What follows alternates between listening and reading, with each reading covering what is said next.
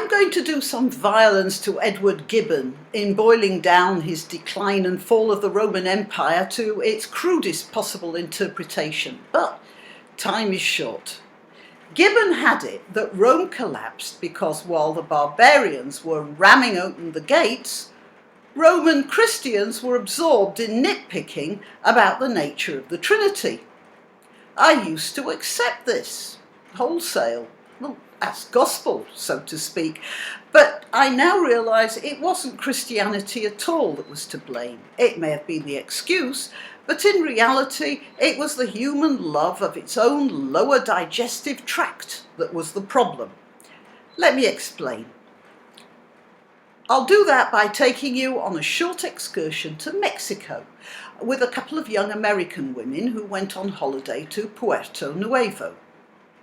They fell in love with the local burritos, observed how they were made, and as soon as they got back home, started replicating and selling the resulting delicious, greasy, and profitable snacks to the entire town, much to the satisfaction of all. They were successful. They were enjoying themselves and working hard. They were making money. They were well on the way to opening another branch and providing more jobs. This was the American way. And that's when the trouble started. It turns out it wasn't burritos those agents of evil capitalism were selling. It was cultural appropriation.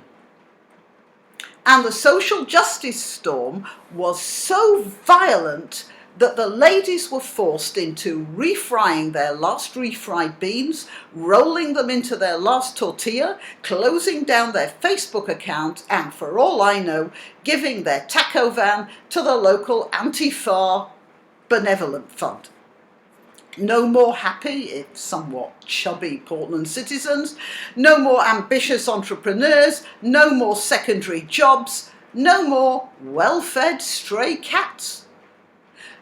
Some have asked, have these social justice freaks nothing better to do than persecute a couple of young women trying to start up a business? And my answer is no, they haven't got anything better to do.